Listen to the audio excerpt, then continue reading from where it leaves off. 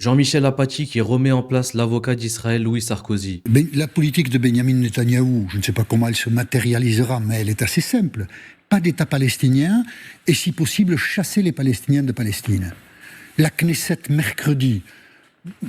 En Occident, nous ne commentons pas du tout cela, mais nous avons tort. La Knesset, mercredi, le Parlement israélien, pour la première fois depuis 1947, vote un texte disant, alors c'est un texte non contraignant, qu'il faut annexer la Cisjordanie. La Cisjordanie attribuée depuis 1947 à la Palestine. Si vous additionnez la situation à Gaza, devenue invivable pour des décennies, à la colonisation forcée de la Cisjordanie, le dessein israélien est très clair, c'est chasser les Palestiniens de Palestine. Ce qui n'était pas du tout le sionisme, c'était le partage de la terre. Là, c'est l'appropriation de la terre, et Donald Trump permet à Benjamin Netanyahou de faire ça. Donc, évidemment que les partisans de Benjamin Netanyahou vont dire que Donald Trump est le plus génial des présidents américains, bien sûr. C'est une légère simplification. Les autorités, c'est bien de dire qu'il faut un État palestinien, mais les États, c'est d'abord des considérations stratégiques. Il faut savoir où. Et avec une autorité comme Fatah ou le Hamas, c'est pas possible. L'annexion de la Cisjordanie. Messieurs, je pense qu'on pourrait discuter de cela jusqu'à minuit et demi. Dieudonné qui dénonce le 2 poids 2 mesures avec Israël. De toute façon, vous ne pouvez pas vraiment comprendre la notion de crime contre l'humanité parce que vous ne faites pas partie de l'humanité en question. Non. Mais déjà, si vous êtes là, c'est que vous n'en faites pas partie. L'humanité, c'est vraiment un tout petit groupe de personnes. Hein. Ouais, ils sont très très peu nombreux. Nous, on est là pour bosser, leur payer un loyer et leur cirer les pompes. Hein. C'est ça, c'est... Voilà, moi, c'est carrément, je sais que je n'en fais pas partie parce que ça a été dit officiellement. Je suis resté au stade du singe. C'est vrai que quand on voit un diable donné, on voit bien que l'homme descend du singe. Plutôt d'un gorille, mais peu importe. Ouais, j'ai été choqué, j'étais comme toi, c'est un rabbin qui a dit ça, donc c'est validé. Hein. Ah non, tais-toi, le gars est rabbin, hein, donc un membre permanent de l'humanité. Hein. Le gars, il a une carte de membre... il a les clés, il est chez lui, quoi. Donc, non, c'est... Mais j'ai été choqué. Je te cache pas que, même si c'est un rabbin, j'ai dit quand même c'est bizarre. Donc, je suis allé voir le procureur de Paris, tu vois, je lui ai dit, écoutez, l'autre, il me traite je suis pas un singe. Et le procureur m'a dit...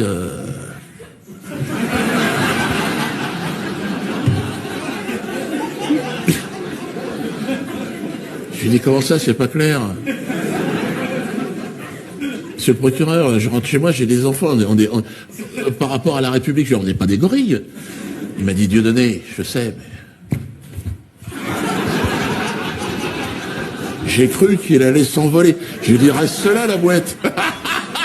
Rizlen Selika, une journaliste de Sud Radio qui quitte le plateau en direct. Donc moi, comme je peux pas parler de génocide, je peux pas parler de la famine à Gaza, je me barre et je vais rester dans votre blind test. Ça veut dire il y a des gosses qui meurent, quoi. Voilà, c'était Rizlen Selika qui vient d'intervenir. Adieu.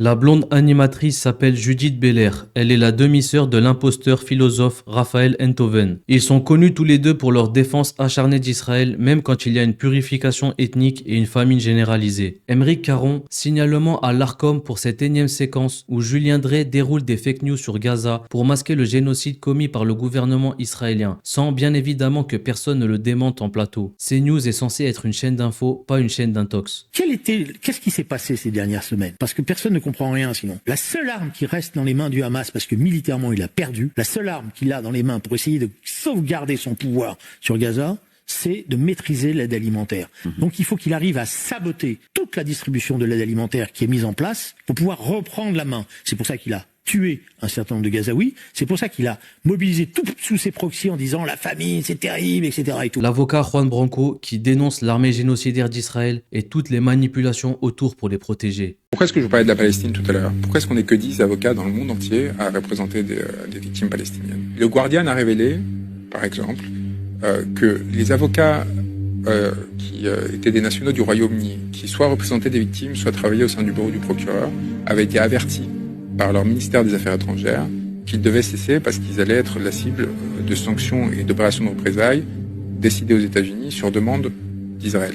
Là, on parle de personnes qui jouent une fonction officielle au sein d'une procédure. On ne parle pas de militants, d'activistes, encore moins de personnes qui participeraient aux activités de la branche armée ou politique même du Hamas, du Hezbollah ou quoi que ce soit. Enfin, je ne sais pas si vous vous rendez compte, les 3 juges de la Cour pénale internationale qui s'occupent de la situation palestinienne, et Dieu sait si je suis critique de la Cour pénale internationale et si je considère le bureau du procureur comme partiellement responsable de la dérive à laquelle on est en train d'assister aujourd'hui, parce qu'ils étaient saisis. La première fois que la Palestine les saisit, c'est en 2009.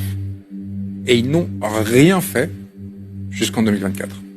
Rien pendant 15 ans, et c'est une inaction organisée par lâcheté et par peur. Même les juges chargés de la situation palestinienne, et donc des mandats d'arrêt contre Benjamin Netanyahou et Yoav Gallant, sont sous sanction américaine. Ils ne peuvent plus avoir de compte en banque, et ainsi de suite. Les mails Microsoft du procureur de la CPI ont été suspendus. Une raison à la Cour pénale internationale de lâcher l'affaire, d'annuler les mandats d'arrêt, vous voyez, de reculer. Pourquoi ? Parce que les mandats d'arrêt, pourquoi ils sont embêtants ? Parce qu'ils empêchent Netanyahou de survoler ou de se poser sur 125 États. Et on l'a vu quand il a survolé 3 fois la France ces derniers mois, après avoir contourné bien d'autres États européens, l'Espagne et ainsi de suite, qui eux respectaient leurs obligations du statut de Rome, tandis que les autorités françaises n'osaient pas le faire. Pourquoi est-ce qu'on est peu nombreux ?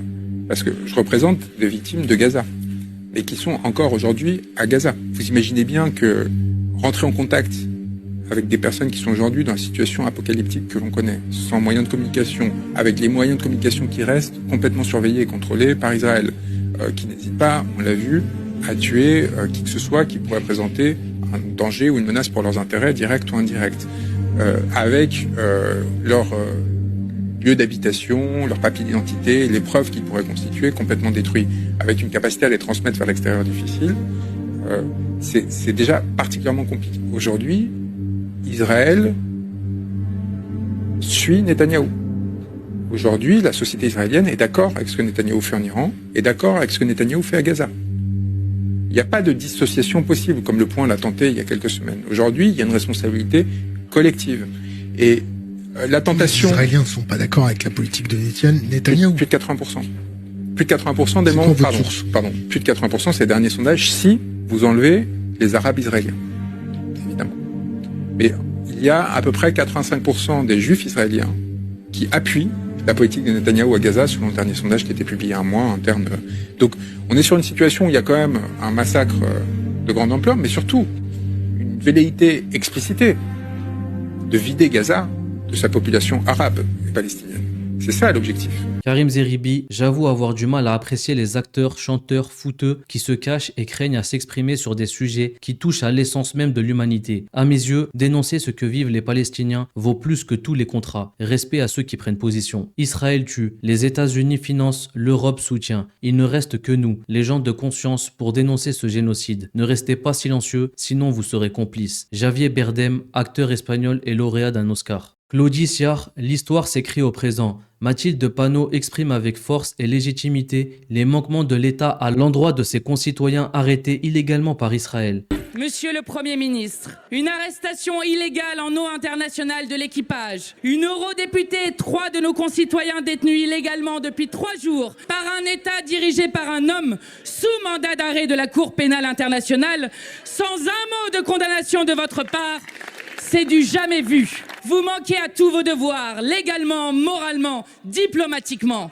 Et vous n'avez rien à dire quand une parlementaire subit le chantage insupportable de devoir reconnaître une action illégale qu'elle n'a pas commise. Pourquoi ne faites-vous rien pour faire respecter notre pays et le droit international ? Quant à la flottille, je dois vous dire que ces militants ont obtenu les faits qu'ils voulaient obtenir, mais que c'est une instrumentalisation à laquelle nous ne devons pas nous prêter. Nous pensons que c'est précisément par l'action diplomatique et l'effort pour regrouper plusieurs États pour faire pression sur le gouvernement d'Israël qu'on peut obtenir la seule solution possible et la seule digne. Monsieur le Premier ministre, vous reprenez les éléments de langage de Netanyahou. Convoquez l'ambassadeur israélien pour exiger leur libération immédiate et inconditionnelle. Madame, je ne reprends aucun élément de langage de qui que ce soit. Je prends le seul élément de langage qui nous réunit, c'est-à-dire le regard des Français sur une situation inacceptable, mais instrumentalisée. Nous n'avions jamais vu cela. Nous n'avons jamais vu Un gouvernement qui laisse un État étranger, qui en plus commet un génocide selon toutes les instances internationales, continuer à détenir des personnes sans que là aussi il n'ait absolument rien à dire ni rien à faire. Ils n'ont même pas été jusqu'à convoquer l'ambassadeur israélien, comme ça s'est fait par exemple en Espagne. La flottille non seulement a fait plus en 10 jours que ce gouvernement n'a fait en 20 mois de génocide, mais en plus de cela, elle a amené, je le rappelle, sans armes, de manière pacifique et de manière légale, du matériel humanitaire à la population palestinienne qui a le droit, au vu du droit international, de recevoir cette aide humanitaire.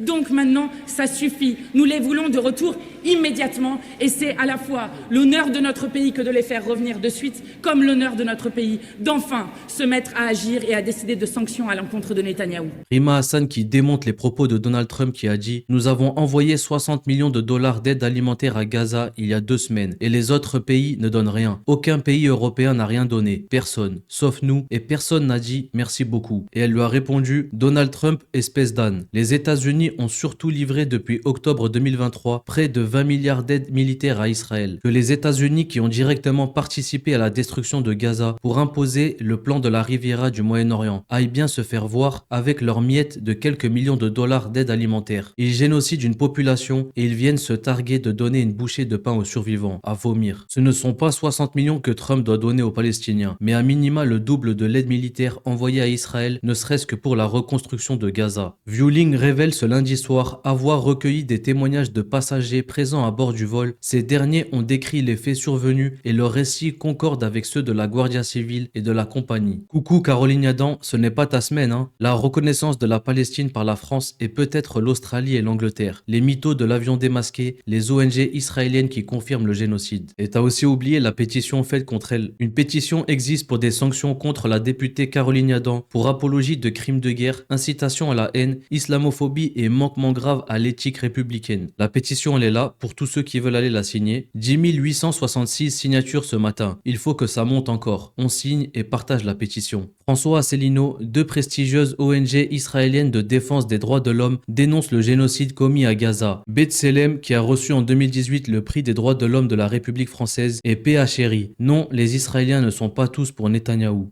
We have been witnessing a reality that has left us no choice but to acknowledge the truth. Israel is committing genocide against the Palestinians in the Gaza Strip.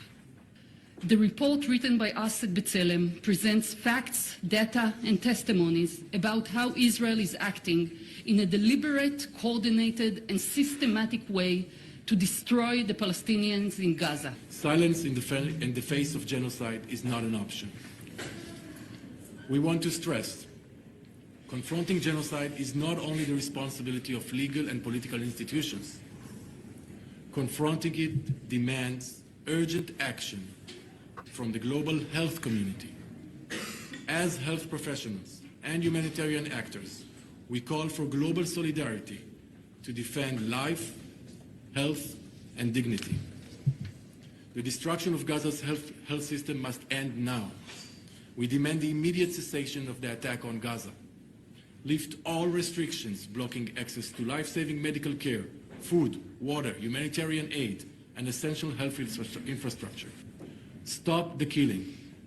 Stop the starvation. Stop the genocide.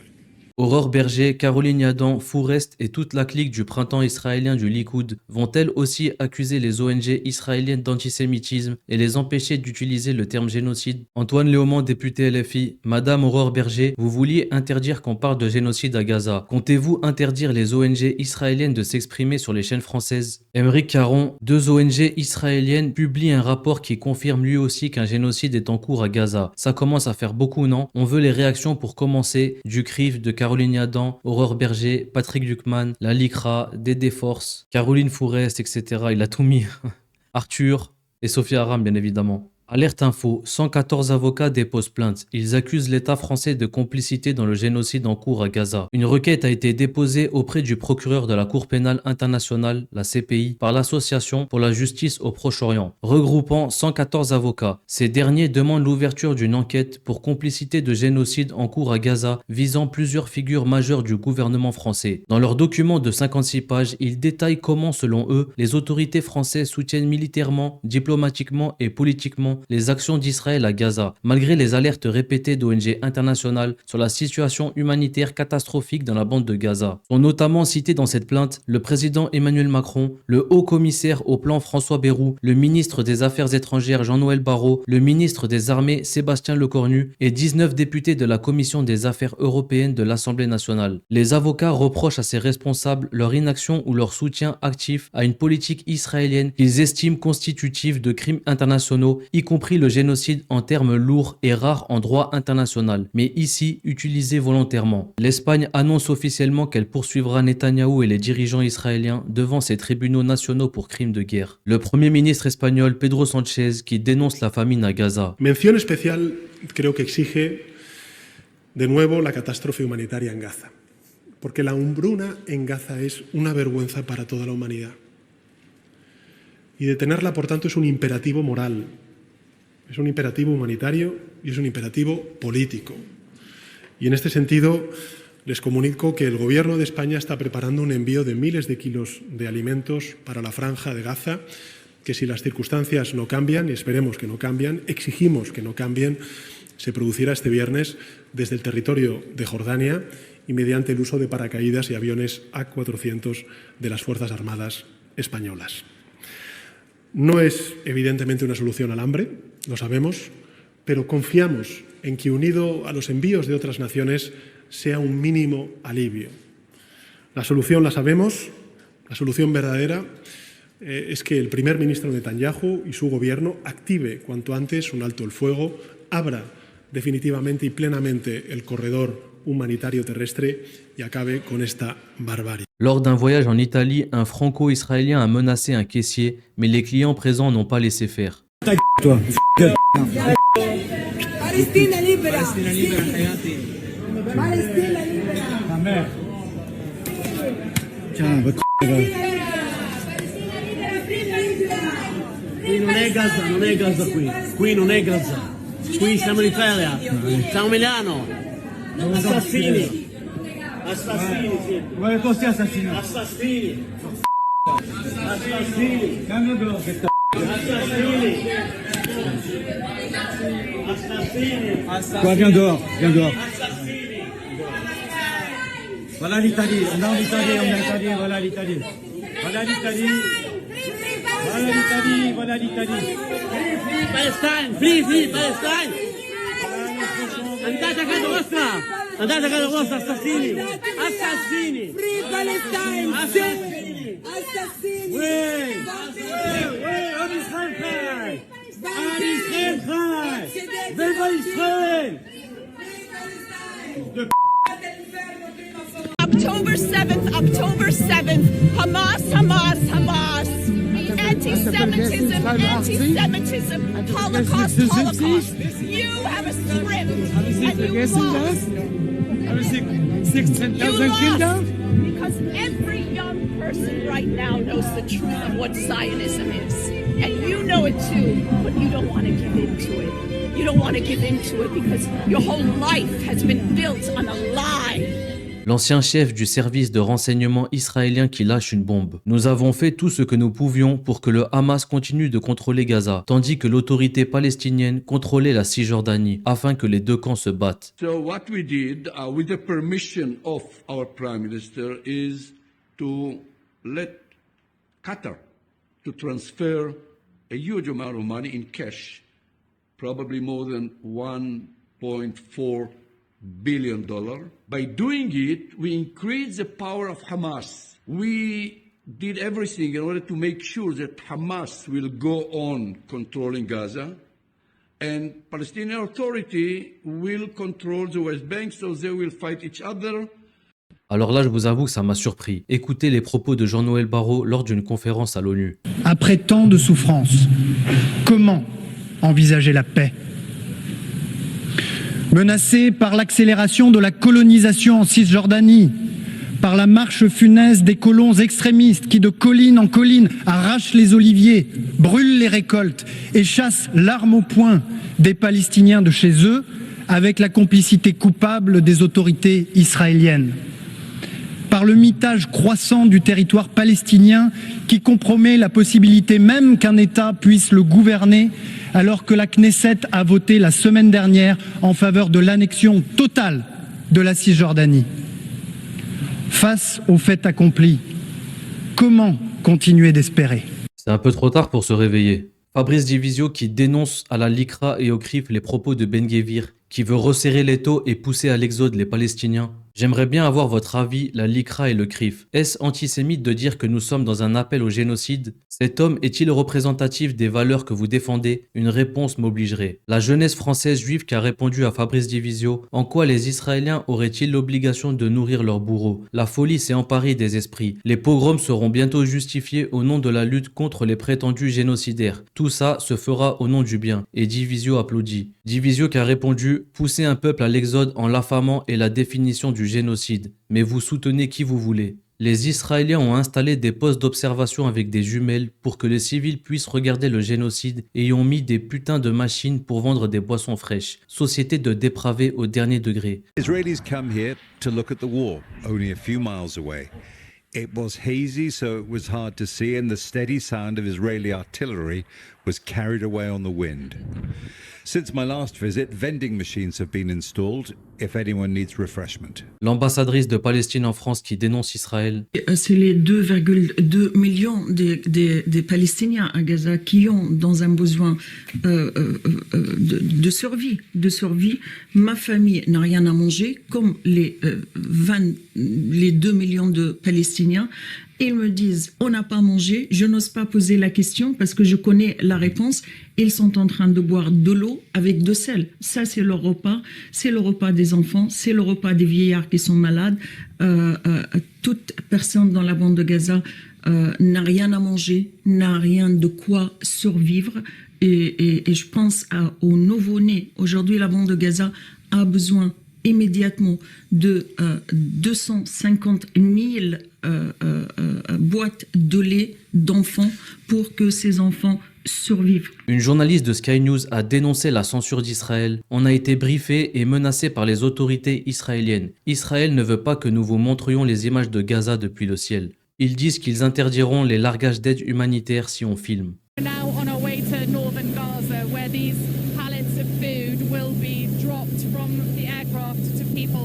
Jean-François Coty, président de Médecins du Monde, qui dénonce l'armée israélienne. Oui, absolument. C'est une famine créée par la main de l'homme, créée de manière délibérée par un siège qui s'applique depuis 21 mois et porté par l'armée israélienne. Dans les activités de Médecins du Monde, et nous sommes basés aujourd'hui à Deir el-Balah, à Gaza City notamment, nous avons des cohortes d'enfants décharnés, malnutris, qui sont en train de mourir sous nos yeux. Déjà, nous avions mis en évidence, lors d'une enquête faite entre juillet 2024 et avril 2025, sur près de 14 000 enfants, des taux de malnutrition à hauteur de 20%, y compris affectant les femmes enceintes et les femmes allaitantes. Donc la situation ne fait que s'aggraver et on est au bout, effectivement, des conséquences d'un siège totalement assumé qui est en train de tuer à petit feu 2 millions de personnes. Et l'exceptionnalité, si on peut dire, de cette situation aussi, c'est qu'après avoir tué plus de 400 humanitaires sous les bombes,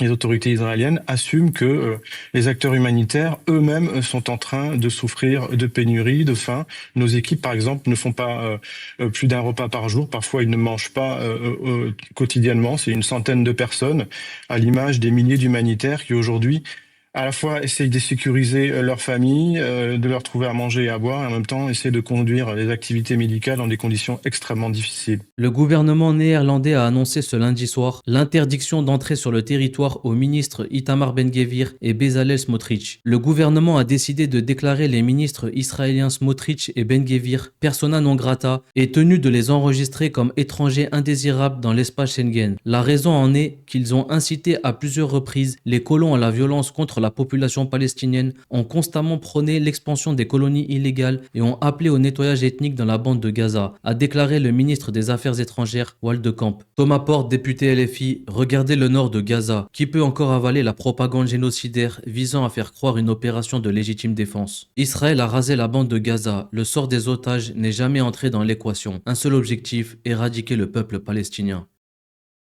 Il reste plus rien. C'est terrible, que des ruines. J'espère que cette vidéo vous a plu. Comme d'habitude, laissez-moi vos avis en commentaire. Et n'oubliez pas, ne laissez personne penser à votre place. Que la paix soit sur vous et vos familles. À bientôt pour une prochaine vidéo.